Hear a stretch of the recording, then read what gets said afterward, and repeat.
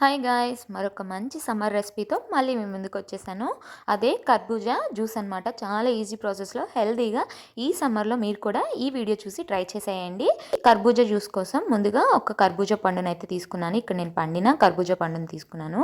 దాన్ని ఇలా నేను వీడియోలో చూపించిన విధంగా చక్కగా కట్ చేసేసుకోవాలి. ఇలా కట్ చేసుకున్న కర్బూజా పండుని ఇలా నేను వీడియోలో చూపించిన విధంగా పల్పు మొత్తాన్ని ఒక స్పూన్ సహాయంతో రిమూవ్ చేసుకోవాలి. ఇలా పల్పు మొత్తాన్ని కూడా తీసేసుకొని ఒక బౌల్లోకి వేసుకోవాలి. నేను ఇక్కడ పల్ప్ని ఇలా ఎందుకు తీస్తున్నానంటే కర్బూజా షెల్లోనే నేను జ్యూస్ని సర్వ్ చేస్తున్నాను. అందుకని నేను పల్ప్ని ఇలా స్పూన్ సహాయంతో తీస్తున్నాను. మీరు షెల్లో కాకుండా గ్లాస్లో సర్వ్ చేయాలంటే ముక్కలుగా కట్ చేసుకొని ఇలా పల్ప్ని వేరు చేసుకోవచ్చు.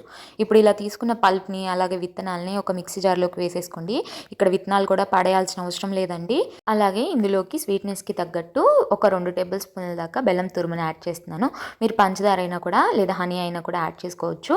ఇప్పుడు చిల్లుడు వాటర్ కానీ ఐస్ క్యూబ్స్ కానీ వేసుకొని చక్కగా మెత్తగా మిక్సీ పట్టుకోవాలి. నేను ఇక్కడ ఒక హాఫ్ గ్లాస్ చిల్లుడు వాటర్ వేసాను. కూలింగ్ వాటర్ వేసుకొని మెత్తగా మిక్సీ పట్టుకొని ముందుగా మనం కర్బూజా షెల్ తీసుకున్నాం కదా, అందులోకి జ్యూస్ని వేసుకొని కొన్ని డ్రై ఫ్రూట్స్తో గార్నిష్ చేసుకొని అవసరమైతే ఐస్ క్యూబ్స్ యాడ్ చేసుకొని ఒక స్ట్రా వేసి సర్వ్ చేశారంటే ఇష్టంగా ఎవరైనా తాగుతారు ఈ సమ్మర్లో. సో వీడియో నచ్చితే లైక్ చేసి షేర్ చేసి సబ్స్క్రైబ్ చేయండి. Bye all.